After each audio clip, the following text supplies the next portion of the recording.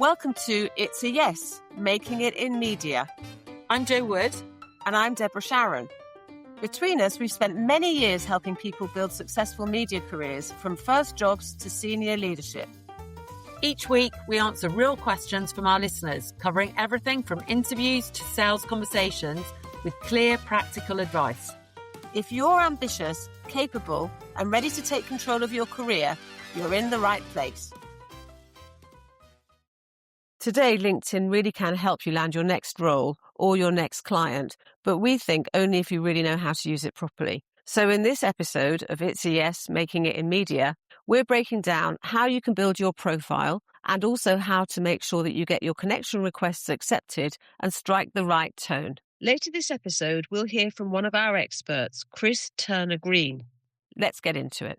So Deborah, when do you first remember hearing about LinkedIn and what it might bring? Well, I think before the pandemic, it was something that perhaps some people used and other people decided just wasn't right for them.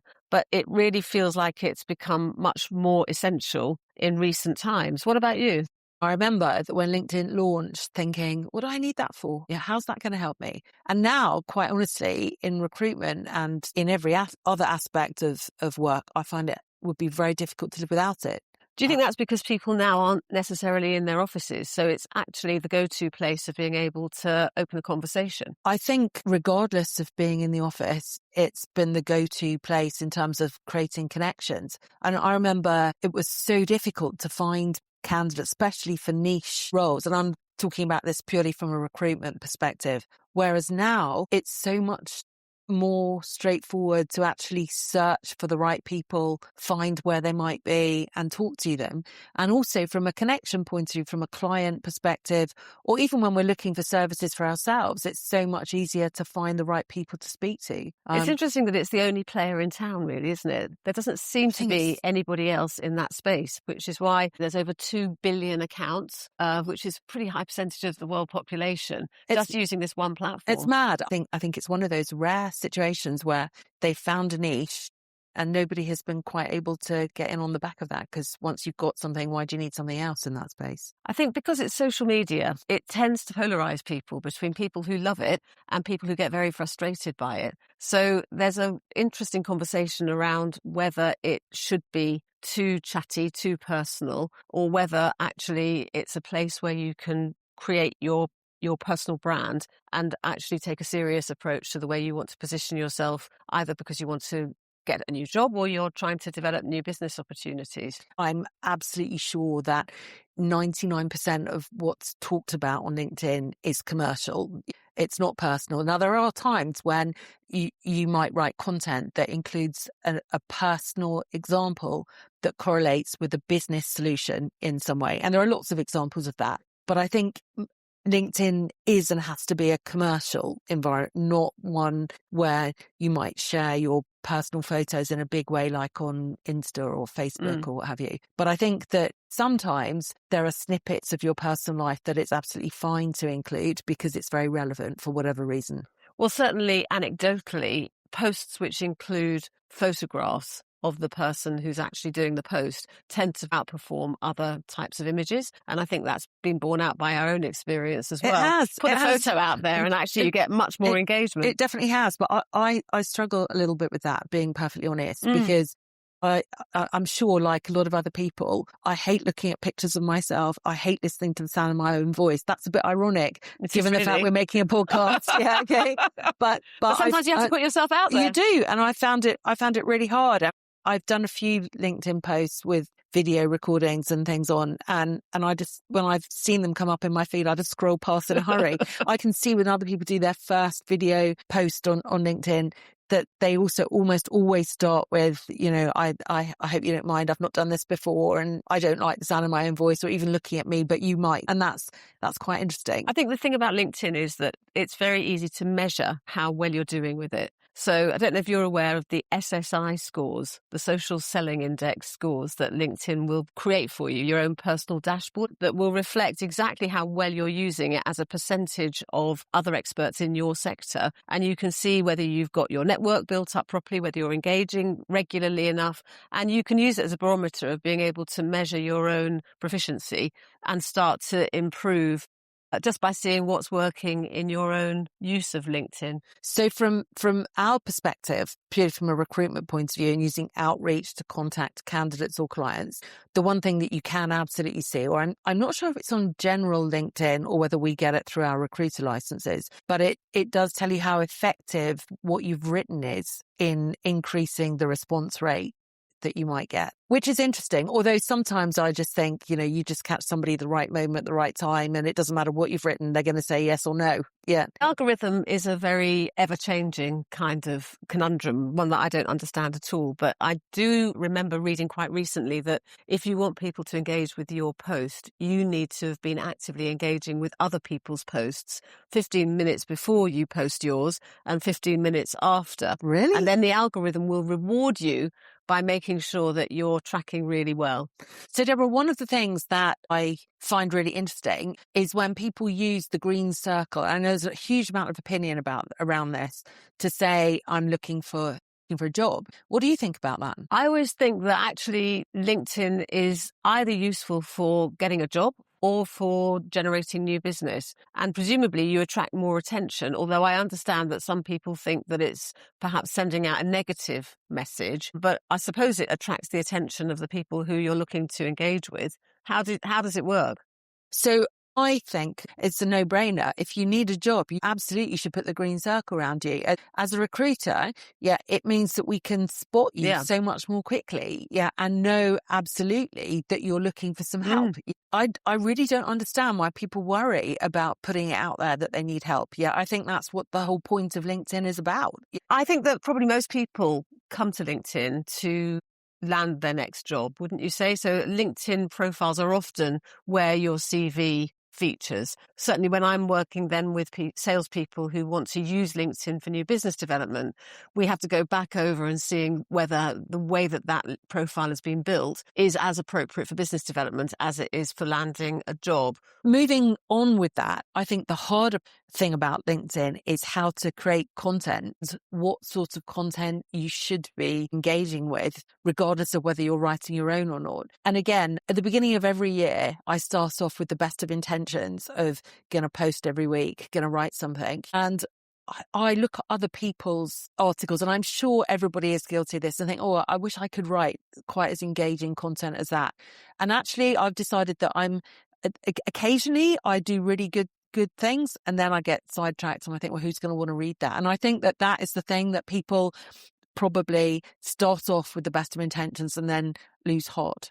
Did you know that only 1% of LinkedIn users actually post content?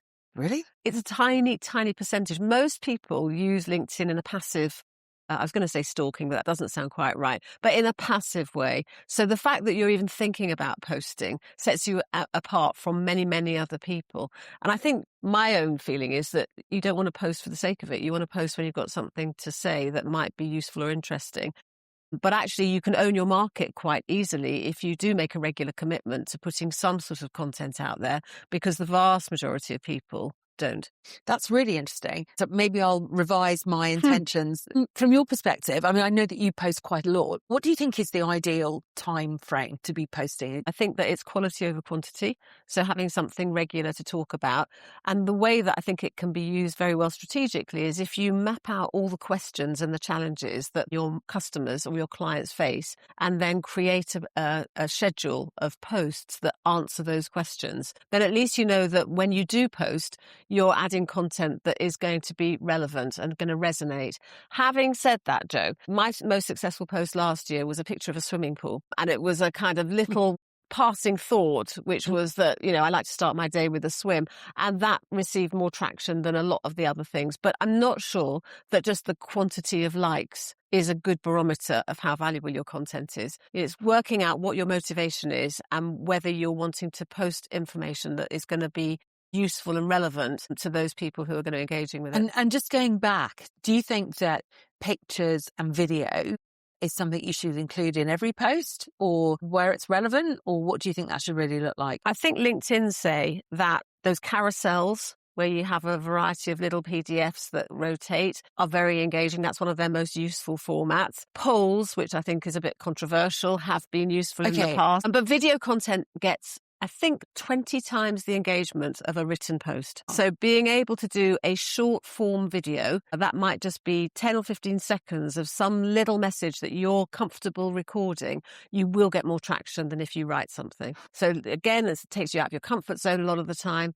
Completely. I think what's interesting about LinkedIn is that the mobile app got better functionality than the desktop version. So when it comes to things like video and audio notes, it's much easier to be able to communicate with somebody in your network using a video message or having a video call or an audio note if you use the mobile phone. And I think that's where LinkedIn can really start to be very useful.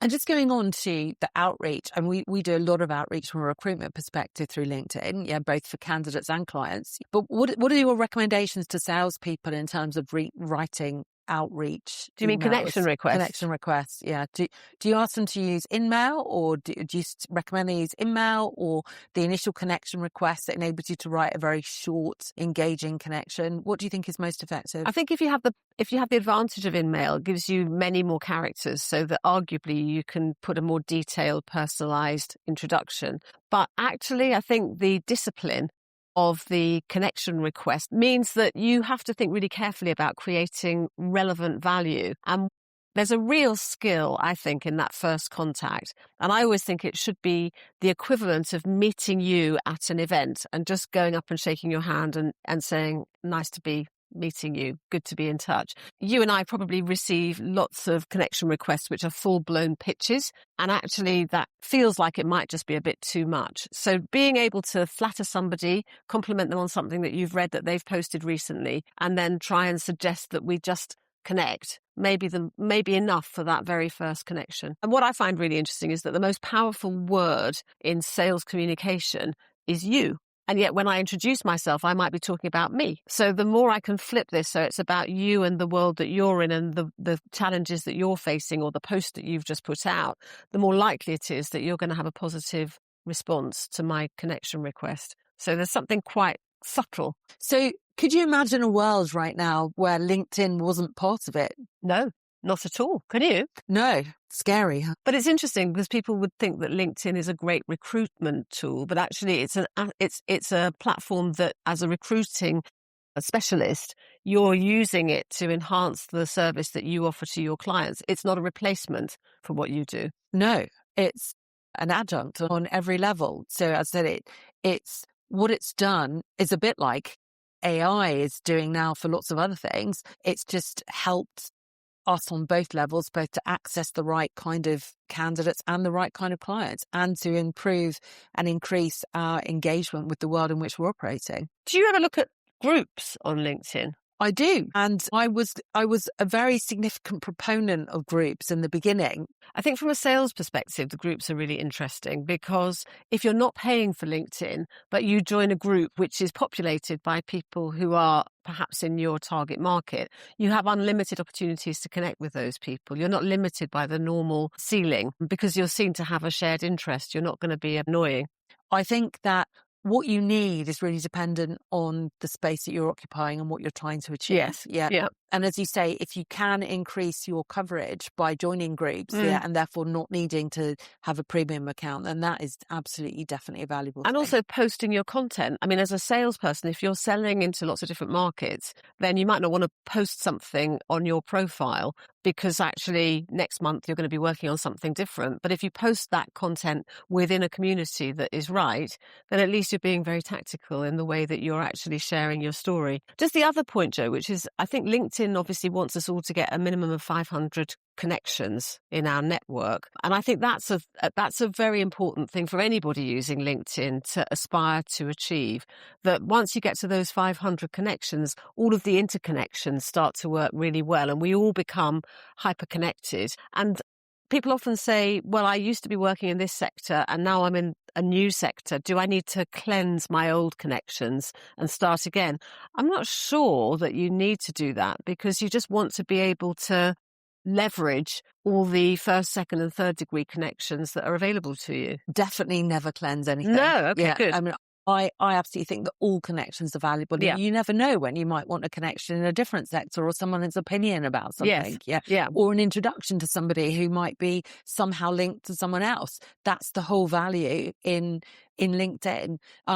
It's about making sure that when you have connection requests, that you don't connect with somebody who is completely irrelevant to your space. But I do think that the third degree connections are being carefully watched. So if you try to connect with too many people who are a third degree connection, the LinkedIn police might clamp down on you, because they're questioning whether you have an authentic reason to be reaching out to that person. That's interesting though, isn't it? Because let me give you an example. The vast majority of people that we find roles for are in commercial media, but very occasionally I'll work on a role which is for an editor or a videographer or something else. And actually there might be a value in my reaching out to someone like that. And that sort of person may well be a third place connection, because they're not really in my core space. I'm never particularly happy with LinkedIn operating as a policeman. Yeah, what do you think about that?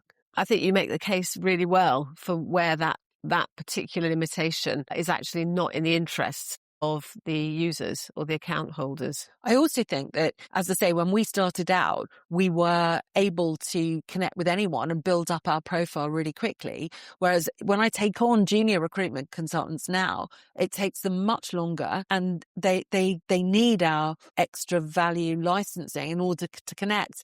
Well, I think we've explored almost everything that we could possibly talk about in relation to LinkedIn, Deborah. What do you think? I think we should just answer some of our listener questions.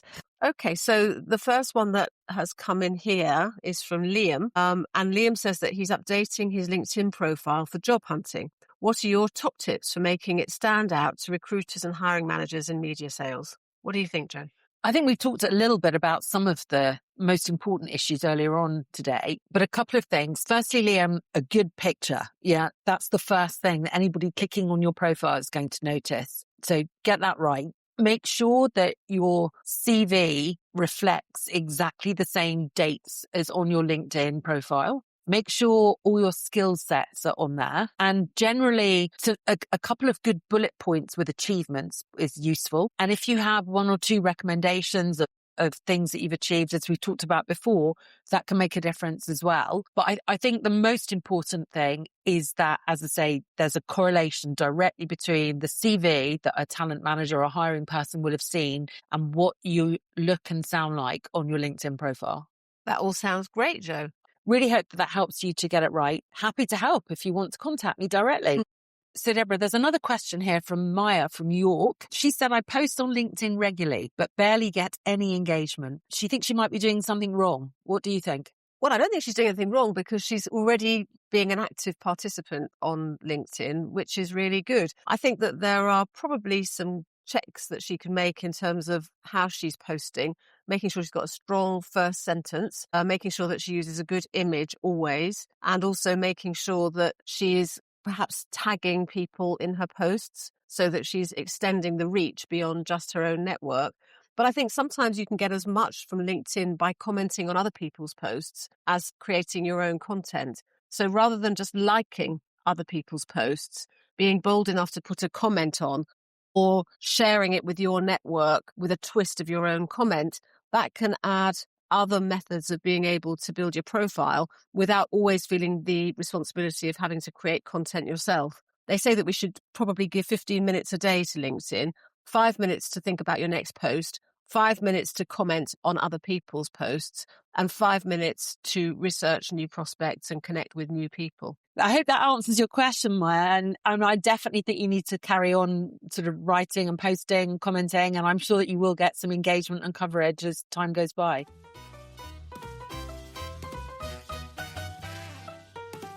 Today we're joined by Chris Turner-Green, our expert, to help us answer your questions. Chris is MD at Technology Advice.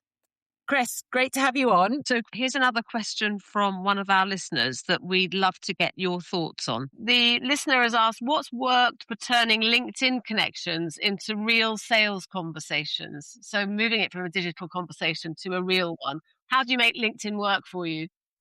So basically by adding value in every message, comment and opinion that I put in rather than it being a pitch. So I'm in B2B. In B2B, there is no independent third-party audience tool. There's no Nielsen, there's no ComScore. We all operate differently. We're not scalable enough for those kind of third-party tools. So we have to promote ourselves on LinkedIn. So in many ways, we've become LinkedIn warriors. When we're out there and we're pushing out messages. I've never put out more messages than I do now. I still write them in my own certain way. But it means the fact that you have to add value. So the fact that if you are using LinkedIn as an outreach tool to win new customers, and remember in B2B, we're talking about discovery calls quite a lot, you need to make sure that you, as I mentioned beforehand, are a subject matter expert. So you share what good looks like. It's low pressure, high confidence communication. And then when you do connect with someone and you choose that you want to then do your outreach to say, hey, can we do business together? Can we have a conversation? Would you be interested in product suite A, B, or C? Or can we help solve your pain points? You have some kudos in the market with them because you've been engaging with them on B2B. But also, it's no different than talking about your life on Instagram or talking about your life on Facebook. It's just a bit more business orientated. I do tend to keep the business and my personal life separate. That's because I'm old. But at the same time it's a really good outreach and you can be proud about things. So, you can shout about how successful your company's been without boasting. And you can talk about new products. And if you've got an opinion on something, then share it. And also LinkedIn for me is less polarizing. We don't have the baits that you have on some of the other channels sat there. There's a few of them, but far less of it. So yeah, it's a much more, it lets basically our ICP know who we are, what we do, how successful we can be, and lets them choose they want to engage with us. So do you encourage your team to be posting on a very regular basis? And do they have KPIs around LinkedIn, for example? So it's a challenge because it's their personal LinkedIn account rather than a corporate account. We encourage them. Yes, there is a cadence for use of word or post they can push out. So if we're pushing a webinar or we've got a new result or something, we make that available to them. However, it is still their LinkedIn account. So it's kind of up to them how they post and what wording they want to do. We encourage them also to use their own phraseology, but we enable them by giving them more information. We can't say you must post 5 times a week because it's not our ownership. But we also pay for their LinkedIn Sales Nav licenses and etc. to be able to go in. But again, that's an outward bound communication. Thanks so much, Chris.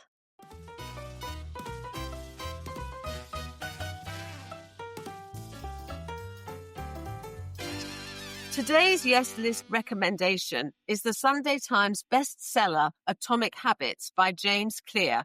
And this might be the most important book for your media sales career.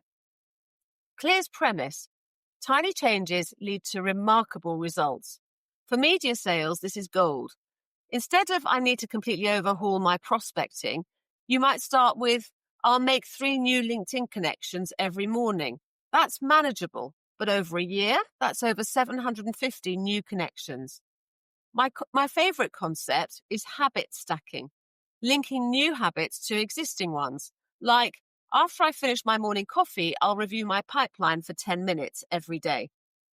Top takeout: stop relying on motivation and start building systems. Identify one small habit you can do consistently: prospecting, follow-ups, LinkedIn engagement, and just make it automatic. Small habits compound into big results. The link's in the show notes. Thanks for listening to It's a Yes, Making It in Media. Do follow the show and share it with someone who's serious about getting results in their media career. Send us your questions to hello@makingitinmedia.com. We're running a live and interactive Zoom training workshop very soon. Just click on the link in the show notes for all the details. We'd love to see you there.